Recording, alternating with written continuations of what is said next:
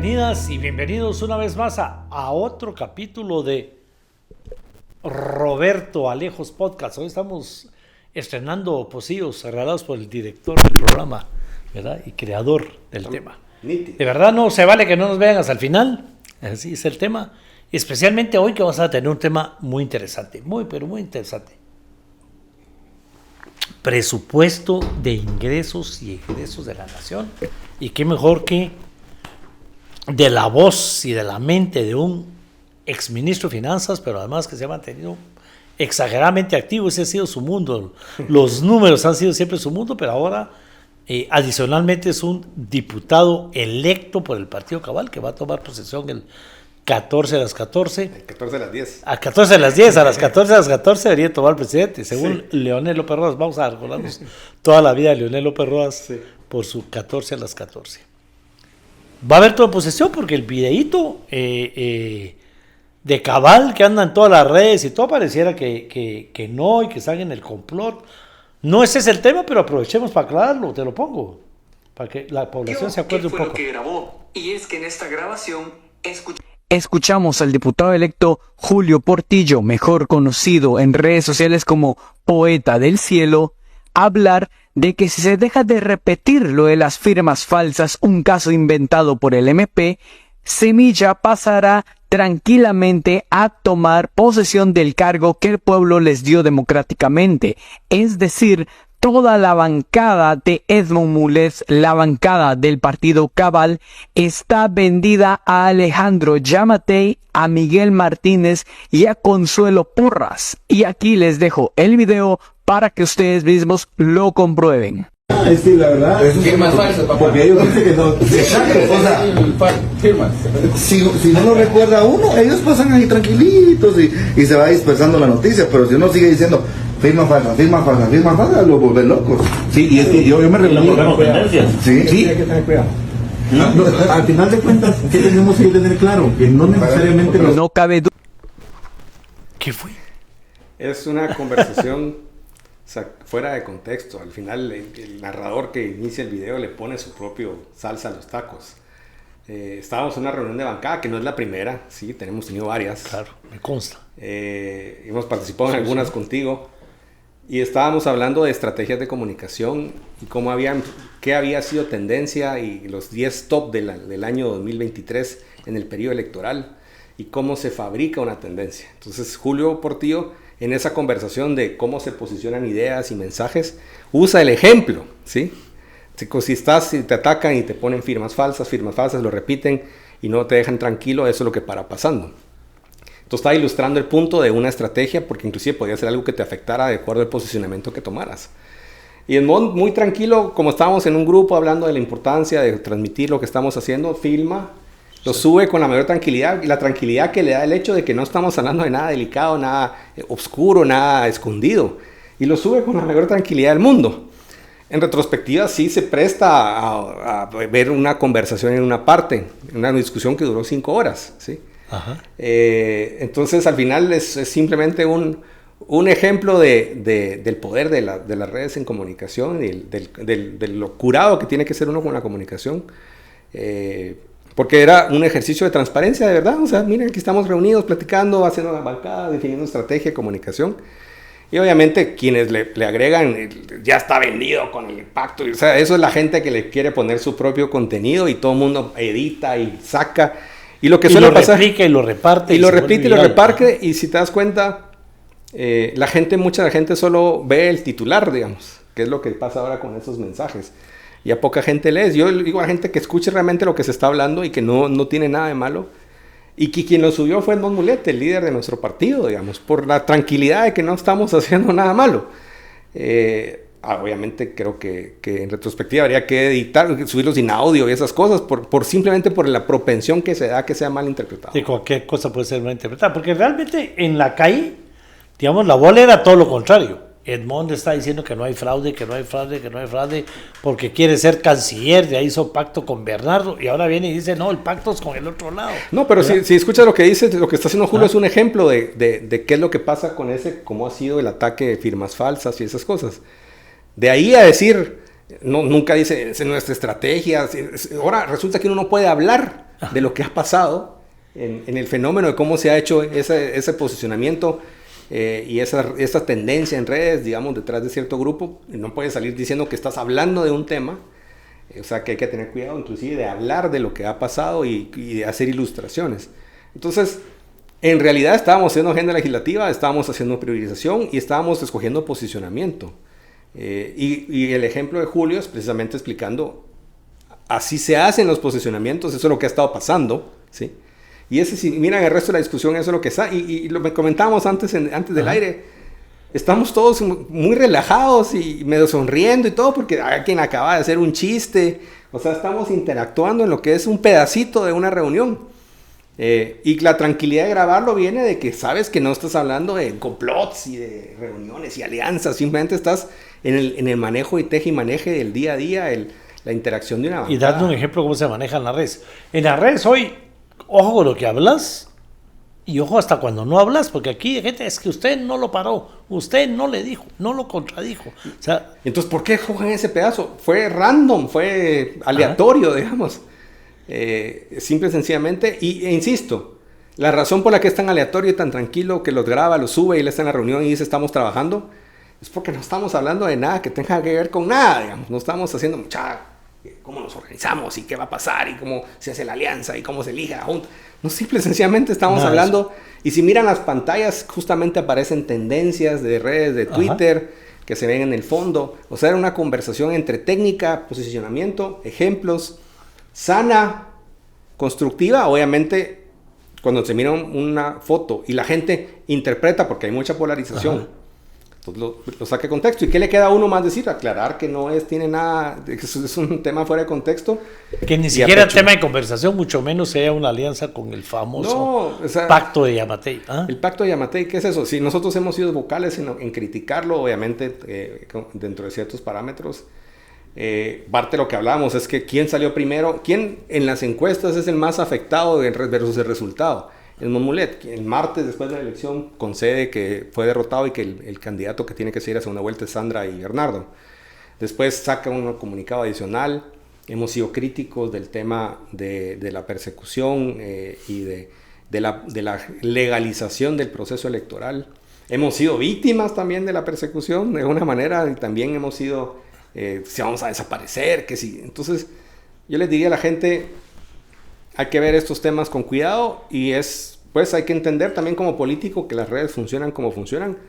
Twitter es como un arma de destrucción masiva. Cualquier cosa que aparece ahí se replica, cualquier video, pero nosotros mismos lo subimos, pues, o sea, con la confianza. En este caso ni siquiera se coló y no, a veces no, con su teléfono, ¿verdad? Que dice, y escribe y lo sube. Estamos en sesión y todo. Estamos en sesión, o sea, sí, con la tranquilidad de que aquí no se está haciendo nada que fuera de lo normal, es una conversación ordinaria. Perfecto, Julio Héctor. La verdad es que no pretendemos que esto se convierta en un centro de aclaración de temas, ¿verdad? Pero era importante tenerlo claro porque queremos hablar del tema del presupuesto. Estamos precisamente hoy, que estamos grabando ese programa, el Congreso estará a punto de entrar a discutir el presupuesto de ingresos y egresos de la nación. Julito, yo que ya pasé por ahí, se desvirtuó todo. Como estamos tratando de hacer esto un tanto educativo, ¿cómo debería ser realmente el tema del presupuesto? ¿Cuál debería ser el trámite? ¿Y cuál fue el trámite de que nunca se supo nada? Digamos que hay mucho desgaste comunicacional, ¿va? La gente ya tiene crisis emocional. Todos tenemos crisis emocional por todo el ataque y la incertidumbre que le ha metido a este proceso. Pero el proyecto lo presenta el Ejecutivo en base a una propuesta técnica de distribución de proyectos, de prioridades de inversión, salud, educación, infraestructura. Y digamos que lo que presenta esta vez el Ministerio de Finanzas es bastante técnico. Lo que presentan el 2 de septiembre es una propuesta técnica, sólida. Yo no estoy de acuerdo con las priorizaciones, pero eso ya es un tema aparte. Digamos, yo pondría más en carreteras, en movilidad urbana, en salud, y pondría menos en otras cosas, pero eso es debatible y ese será el trabajo de cuando sea diputado yo. Luego pasa a la Comisión de Finanzas, y la Comisión de Finanzas tiene la delegación del pueblo para tomar esa asignación y decir, ok, aquí habían 800 millones para salud y vamos a agarrar 400 y los vamos a dar a educación y 400 los vamos a dar a carreteras. Entonces ahora, salud tiene 800 menos, educación tiene 800 menos y salud y carreteras tienen 400 más cada uno. Y no es lo que hacen. Lo que hacen es otra cosa. No modifican las tablas de asignación, sino que le agregan 20 artículos al final del presupuesto diciendo, Ministerio de Finanzas, agréguele a este proyecto, asigne para esta obra específica como pueda. O sea, no dicen, quitemos aquí, pongamos aquí, sino que le ponen dedicatoria a una serie de proyectos, yo creo que vendiéndole a la gente que así sus proyectos están garantizados, con la promesa de después poder presionar a las carteras, pero ni siquiera asumen el costo de decir, si quiero asignarle 50, 60 millones a una ONG, tengo que quitarle 70 millones al Ministerio de Comunicaciones, sino que le hacen un relajo. No dan órdenes al ministerio de pague esto. Pague esto. Ajá. Y reestructure el presupuesto como pueda. Así. Hay 50 órdenes al final del presupuesto y agregan un par de artículos malintencionados. Hay un artículo muy famoso, creo que es el 56 o el 52, que es sobre el manejo de la deuda pública, donde se autoriza una emisión de bonos. Generalmente se autoriza que los vencimientos de bonos que caen cada año se recoloquen otra vez. Entonces lo que se vence se recoloca, se revuelve a colocar esos bonos y se agrega una cantidad de bonos adicional. Entonces ahora ponen la cantidad de bonos que propone Finanzas, pero la recolocación, dicen, tienen que venir a pedir permiso al Congreso. Entonces eso genera un boquete de un agujero de 6.500 millones de quetzales en el presupuesto. Porque tiene que volver a pasar por el Congreso. Y ese boquete empieza a salir del presupuesto desde enero porque se empiezan a vencer bonos. Entonces en lo que se aprueba una modificación, que la idea es que tengan que regresar al presupuesto a caer otra vez en una negociación, ya se fueron 3 o 4 mil millones de caja y tuvo que pagarse y se puso un poco en incertidumbre el pago de la deuda pública. Por cierto, esto no es la primera vez que pasa esto. Ajá. En el año 2015, cuando entra el gobierno de Jimmy Morales, que es cuando entro yo de ministro de Finanzas, nos dejaron uno muy parecido a este. La mitad de los bonos aprobados, la otra mitad venga al Congreso. Curiosamente, hay centros de investigación, incluyendo ICEFI, por ejemplo, felicita al Congreso por las medidas de transparencia. Por los candados. ¿Y qué pasó con ese proyecto? Nos tuvimos que pasar los 4 primeros meses sin poder arrancar proyectos, sin asignar plazos para inversión, porque estábamos guardando el dinero por si no nos aprobaban la segunda mitad de los bonos, que ya estaban aprobados, pero necesitaban una aprobación adicional. Teníamos que restringir el gasto público y asegurarnos de poder pagar la deuda y compromisos salariales y todo. Entonces, destruyeron o afectaron fuertemente la capacidad de funcionamiento del Estado durante los primeros 5 meses. Y obviamente arrancando 5 meses tarde, los siguientes meses es difícil recuperar ese espacio. Transferencias monetarias condicionadas no comenzaron hasta la segunda mitad del año. O sea, el daño se hace a la sociedad, a la población.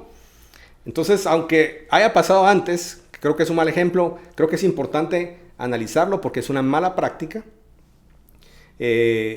Y esta vez no se tiene que caer en esos errores. Julio Héctor, y es por razones técnicas, o sea, el Congreso no tiene los técnicos para darse cuenta de lo que hace, o seamos honestos, como me tocó a mí, por razones políticas. Los quiero hacer venir a volverme a pedir permiso. 100% los quiero hacer venir a pedir otra vez cacao.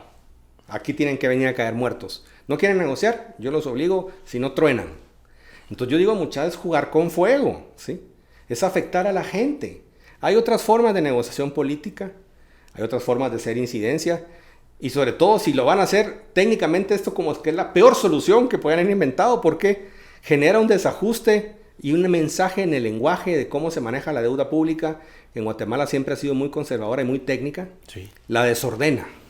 Entonces eso también de asigne aquí, quite acá y si uno suma a todos los que quitan y suman y quitan, ya ni cuadra. Si el Ejecutivo hiciera todas las restas y sumas, no le daría el resultado. No podría cumplir los requisitos del artículo 134 si cumple los del 123. ¿Sí? Son instrucciones contradictorias. Unas son podrá hacer ajustes, otras deberá hacer ajustes. Como que intencionalmente lo hacen de una manera desordenada. Antes se trabajaba de la mano con la Comisión de Finanzas y el Ministerio de Finanzas y la Dirección Técnica de Presupuestos. Se decía ya que un acuerdo, pongamos las tablas, reorganicemos y saquemos un decreto que manda aquí y acá. Así lo hacen en la Comisión de Appropriations en el gobierno de Estados Unidos. Se trabaja en conjunto y se saca un documento que en Estados Unidos tiene 1000 páginas con todas las asignaciones presupuestarias. Pero aquí simplemente la Comisión de Finanzas se la dio la libre, no hubo discusión, no sé qué acuerdo tuvieron, se firmó. Y lo que lleva realmente es la dedicatoria para un montón de proyectitos de cada quien para buscar que la gente los tiene protegidos, que por cierto, ni siquiera así los tiene protegidos. Ese era el tema, o sea, son candados que al final no son candados, porque el ministro de turno se tarda en encontrar una salida, arranca la obra tarde, su proyecto Sí, lo arranca tarde. y de todas maneras tiene que asignar, ¿ah? y encima hay 14 ministerios, pero bloquean las transferencias de 10 ministerios, entonces ¿de dónde va a sacar dinero si no puede tocar esos ministerios?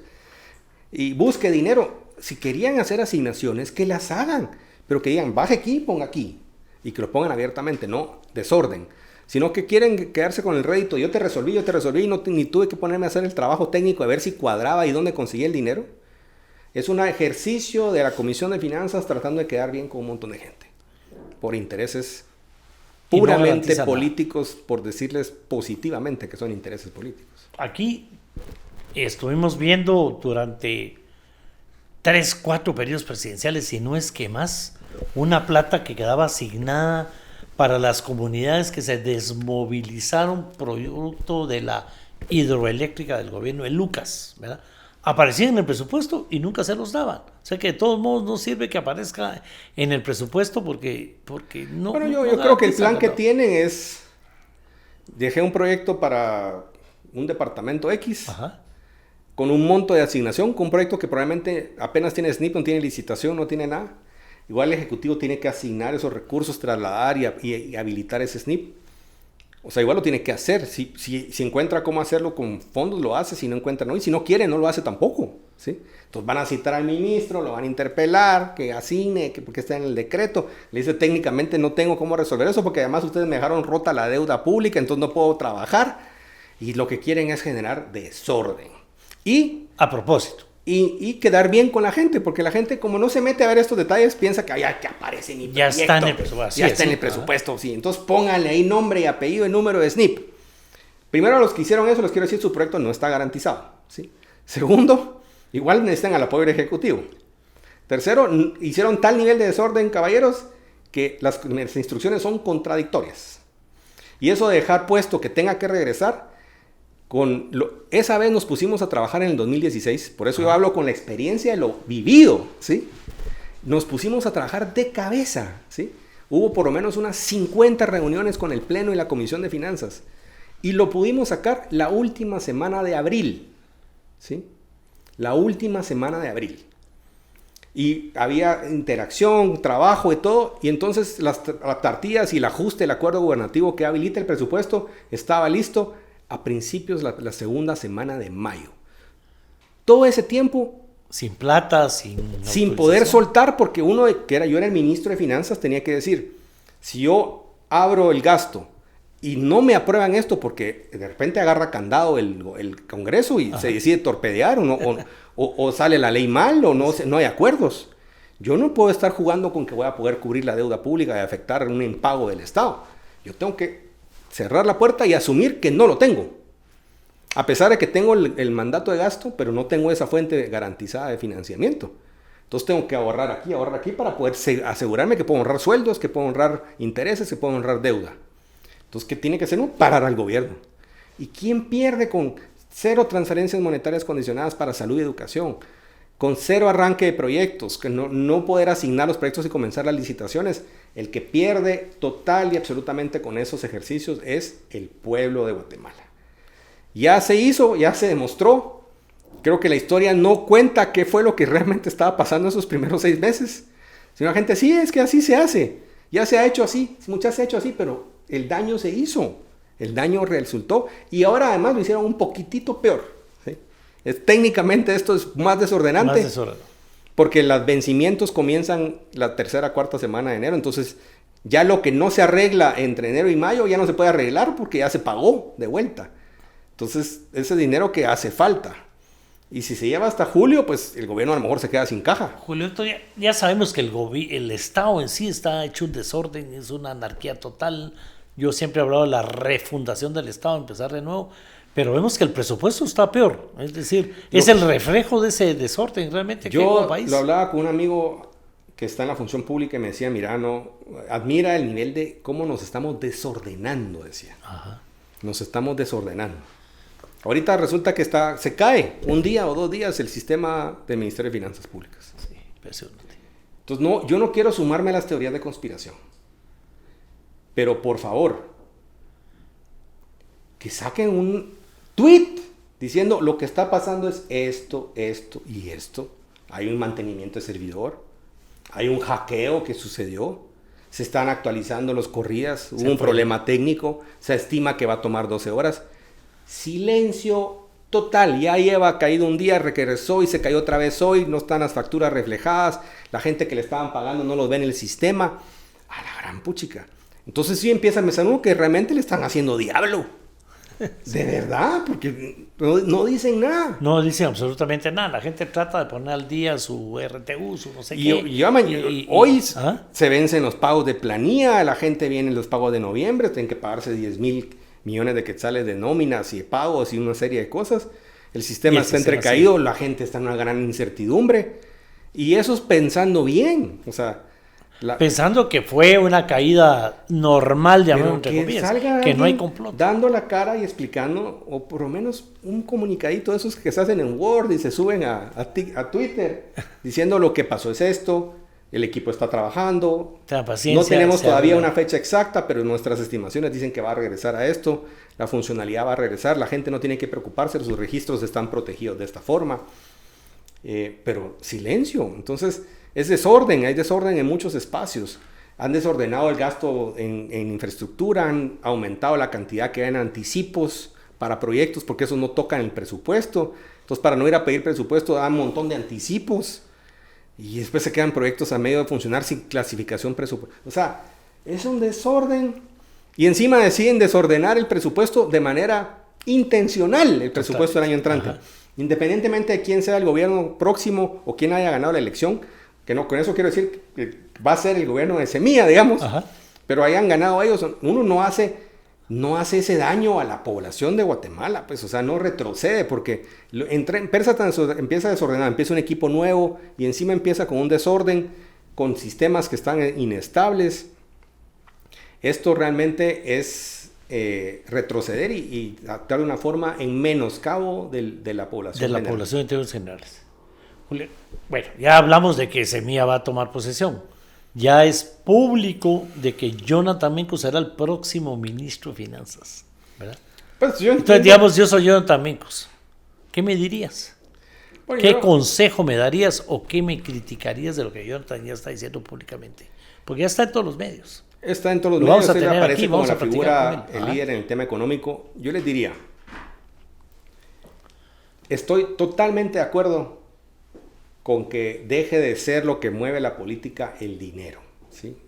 Los pagos, la corrupción, pero estamos ahora en necesidad de generar un nuevo mecanismo de coordinación.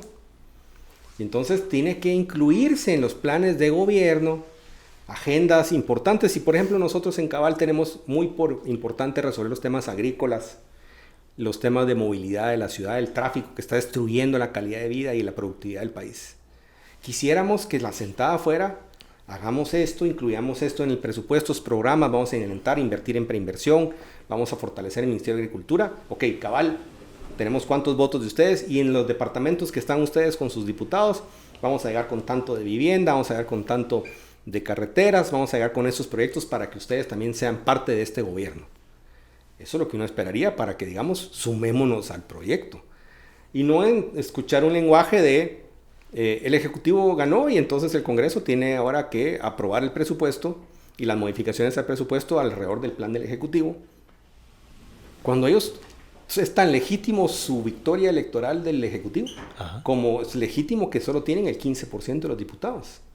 Y por lo tanto el otro 85% de la gente votó por alguien más. Con otras prioridades. Eso va a seguir votando a alguien más. Y va a seguir votando por alguien. Que no sea nada. Y uno tiene legítimas diferencias de cuáles son las prioridades y esperaría apoyar algunas prioridades a cambio de que se apoyen otras que uno tiene. A nosotros nos interesa mucho que la manera en que se le da salida al tema de jubilación universal. Ajá. Puede ser apoyando al IX, inclusive creo que puede ser consistente con la propuesta del gobierno de fortalecer al IX, integrar todo el adulto mayor en un solo proyecto. Entonces el lenguaje es, incorporemos sus programas, su protagonismo, hagamos un equipo de trabajo, hagamos una alianza con estos procesos.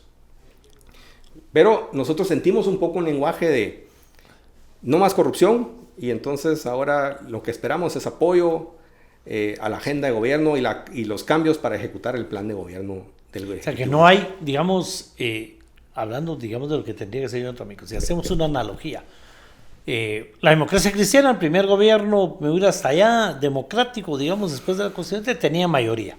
Sin embargo, era un gobierno acostumbrado a negociar. Pero inmediatamente gana Serrano Elías, con solo 6 diputados. Y llega con esa prepotencia, no logra hacer absolutamente nada. Catalina Soberani, la primera mujer presidenta del Congreso, pues mantiene al Congreso en orden, en disciplina. Es un Congreso que hasta entonces no se había desprestigiado.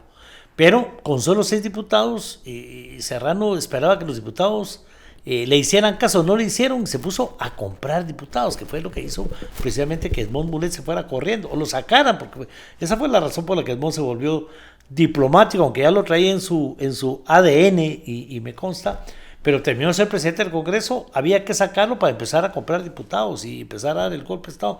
No funciona un ejecutivo sin el legislativo, y si no tiene votos, tiene que sentarse con ellos, llegar a acuerdos. Totalmente de acuerdo con lo que estás diciendo, si entiendo bien. Se murió la corrupción, no es a base de dinero, no es a base de obras, pero tampoco lo van a hacer de gratis, o tampoco lo van a hacer porque ya ganaron, vamos a hacer lo que ustedes digan, saludo 1, saludo 2. Es que no eso es lo que no ha entendido Jonathan. Uno se debe a su electorado. Ajá. Nosotros queremos hacer que el Estado funcione y quisiéramos ver acciones del Estado que llevan resultados inmediatos a la gente. Entonces tenemos el derecho de decir, queremos soluciones porque sabemos que hay dinero, sabemos que hay saldos de caja, sabemos que hay dinero en el gobierno, sabemos que hay programas que se pueden implementar rápidamente. No, eso no, nosotros queremos solo transformaciones de fondo y sentémonos a hablar. ¿Sí? Nosotros tenemos una visión de lo que se puede hacer, ustedes tienen otra, converjamos. Pero ha habido ni siquiera una invitación, o sea, el presidente Arévalo se sentó con empresarios, con pueblos indígenas, con representantes de la sociedad civil, y no se sentó con los partidos políticos, con los secretarios generales, con las bancadas representadas en el Pleno. Todavía no. Y entonces, yo siento que tienen que, y si quieren hacemos reuniones abiertas y discusiones, y podemos hacer un documento que sea un principios de acuerdo abiertamente. Pero yo creo que el país necesita tener un mensaje de que va a haber un ejecutivo trabajando con el legislativo. Pero el primero que tiene que dar el paso ese de sentémonos a ver qué cosas exactamente vamos a hacer es el Ejecutivo. Y poner sobre la mesa, bueno, vamos a priorizar en estos departamentos esto, en estos vamos a priorizar esto otro, alrededor de las alianzas que tengamos. Y a nivel de programas de gobierno, pues nosotros teníamos esto, lo queríamos hacer así, pero lo vamos a hacer de esta forma para incorporar más apoyos. Por ejemplo, yo hablaba con alguien de una carretera que conecta la carretera de Salvador con la carretera del Atlántico. Que ya está planificada y todo, creo que es importante. Pero hablando con el partido me decía, mira, pero ¿y qué tenés para Occidente? Bueno, agreguémosle un pedacito y conectemos de carretera al Pacífico a carretera al Occidente, entonces ya le beneficiamos al resto del país. Esa conversación no se está dando. Y yo entiendo, y no quiero parecer tan crítico porque entiendo que han estado bajo un bombardeo. Ajá. Pero el reto de hacer gobierno y la unidad nacional y generar gobernabilidad es del presidente. Nosotros estamos dispuestos a sentarnos a trabajar en detalle, ¿sí?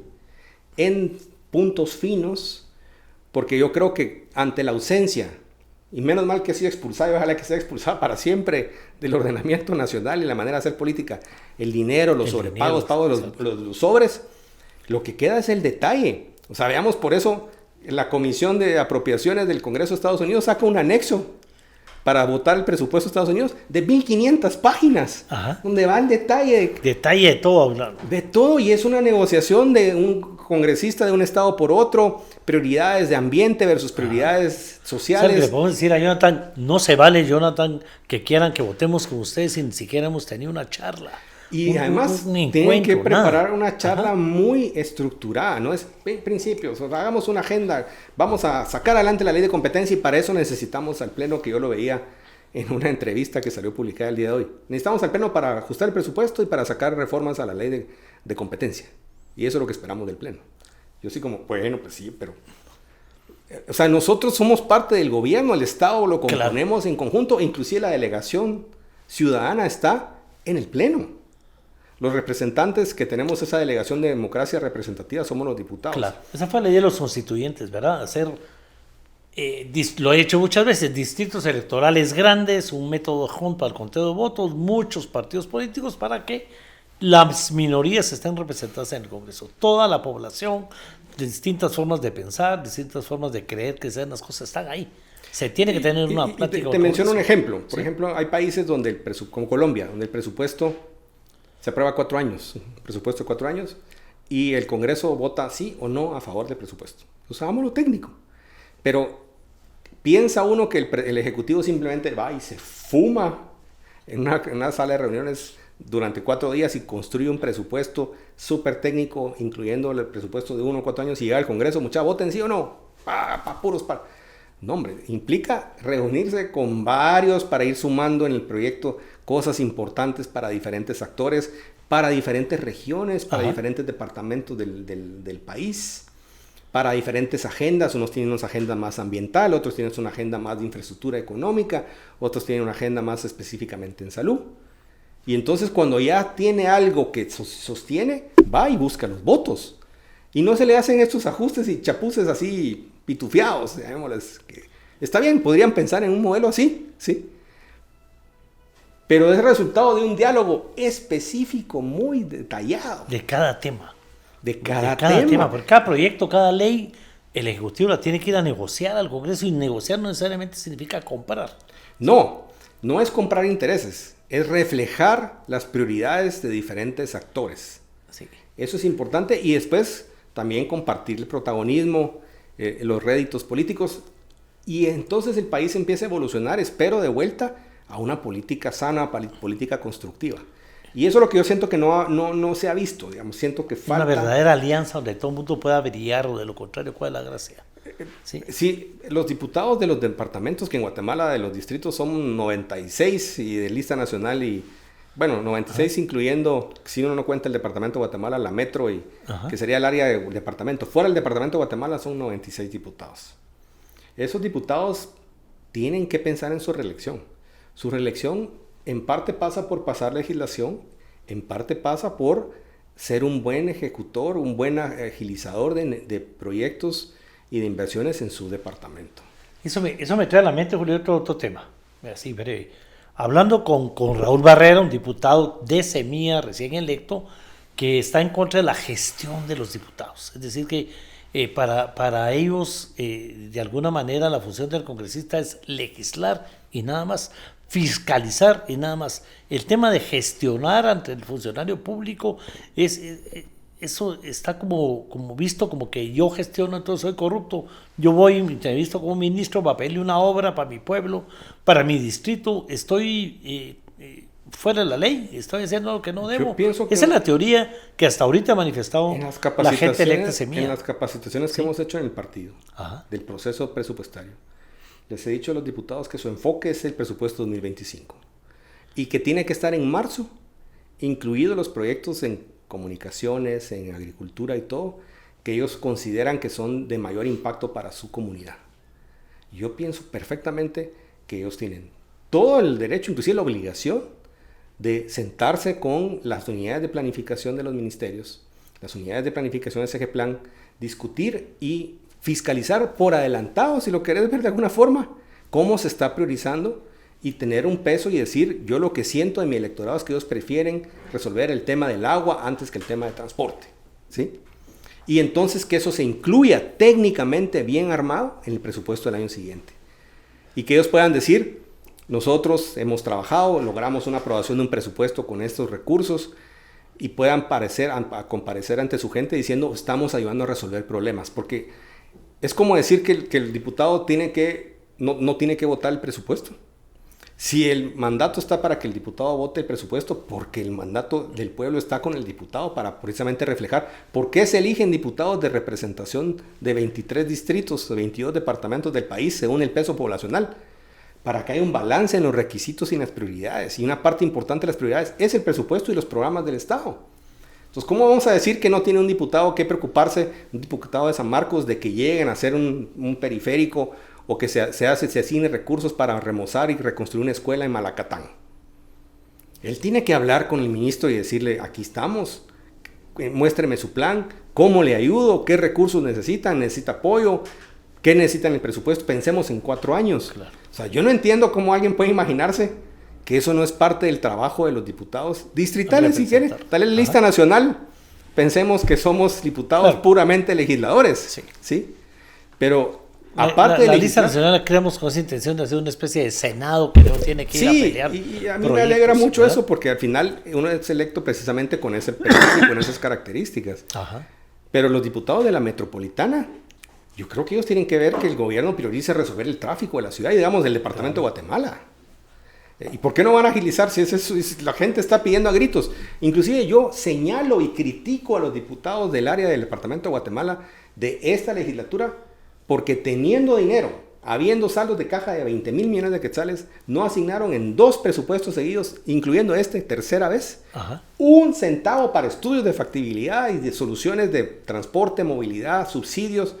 Entonces, ¿a quién critico? Critico al Ejecutivo, pero también critico a los diputados que teniendo la representación del departamento y de la metropolitana, ni siquiera se acordaron del tema. No pusieron absolutamente nada de esos recursos. Entonces diría yo, o sea, ¿para qué están ustedes ahí? Bueno, tenemos un ministro de finanzas, un financiero, un hombre que sabe mucho el tema, que ahora es diputado electo de un partido grande con mucha representación, que les está mandando un mensaje. No se vale que no lo escuchen.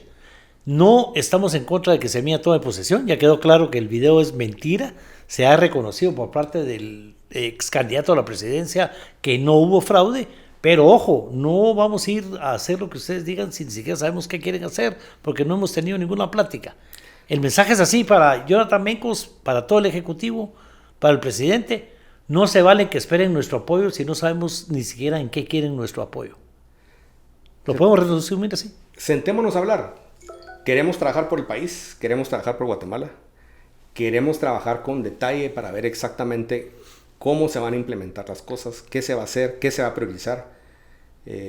Y no queremos imponer nada, simple y sencillamente queremos ver que, por ejemplo, yo que soy de la capital, aunque sea de lista nacional, yo vi que fueron a proponer una modificación al presupuesto el partido gobierno sin incluir un solo centavo para infraestructura. Entonces, disculpen, pero nosotros no vamos a apoyar que colapsando la infraestructura de la ciudad, colapsando la infraestructura del país, lleguen con una propuesta de modificación de presupuesto y no incluyan un centavo para infraestructura. Entonces, esa es la discusión que queremos tener y ojalá que la tengamos en el pleno y que la tengamos en reuniones afuera y que la hablemos abiertamente y que se comunique y la gente que entienda que al final lo que estamos tratando de construir es algo sólido. Si tiene un respaldo político amplio, las cosas van a ser más sostenibles. Muy bien. La verdad es que más claro no canta un gallo, como dicen aquí en Guatemala. No hay comunicación. Hace falta mucha comunicación, mucho diálogo, mucha negociación en el tema. Semilla está a pocos días de tomar posesión, le guste a quien le guste, le cuadre a quien le cuadre, o al que no le cuadre. Así es. La verdad es que te quiero dar las gracias. Si usted se sintió ofendido con algo, yo los invito a una tacita de café, que eso se trata, a una charla, para aclararlo. El café todo lo arregla, ¿verdad? No se vale que no haya llegado hasta aquí, hasta el final, y que sigamos platicando con Julio Héctor. Julio Héctor, suerte en esa gran tarea que viene. Va a estar entretenido, pero estamos muy contentos por servirle al pueblo de Guatemala. Hasta la próxima.